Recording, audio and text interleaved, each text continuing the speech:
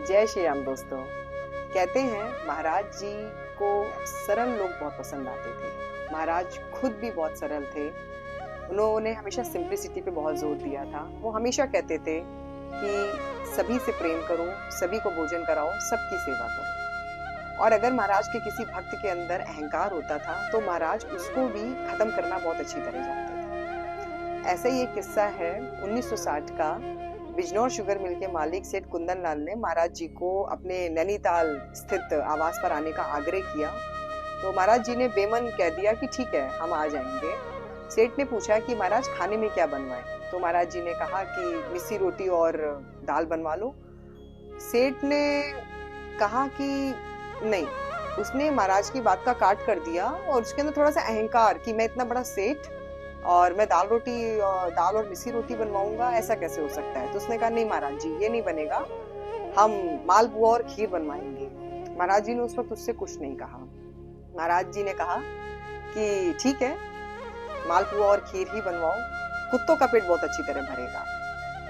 मगर सेठ को ये बात समझ में नहीं आई कि महाराज ने ऐसा क्यों कहा। और अगले दिन उसने खूब सारा मालपुआ और खीर अच्छे से बनवाया और फिर एक गाड़ी महाराज को लेने के लिए और उनके भक्तों को लेने के लिए भेजी।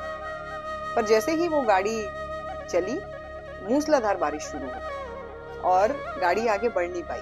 गाड़ी भी बीच रास्ते में खराब हो गई। महाराज जी नहीं आए और सेठ जी के भंडार गृह में न जाने कहां से ढेर सारे कुत्ते आ गए, जिन्होंने सारा मालपुआ और खीर खा लिया। खूब अच्छे से उन्होंने पेट भरा और बहुत बर्बादी करी।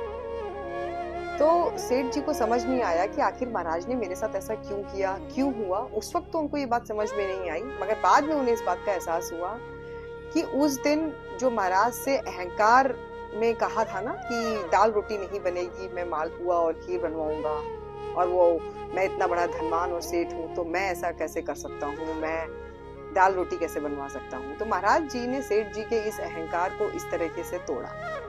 महाराज जी अक्सर अपने भक्तों को सरल रहने के लिए कहते थे और वो हमेशा ये कहते थे कि जो व्यक्ति जितना सरल होता है वो ईश्वर के उतने ही करीब होता है। महाराज जी को अगर आप अहंकार रहित भावपूर्ण तरीके से सूखी रोटी भी अर्पित करते हैं तो महाराज उसे बहुत प्यार से पाते हैं, बहुत प्यार से ग्रहण करते हैं। तो महाराज जी हमेशा सरल होने पर जोर देते थे। जय श्री राम, जय हनुमान जी, जय महाराज जी, जय श्री सिद्धि।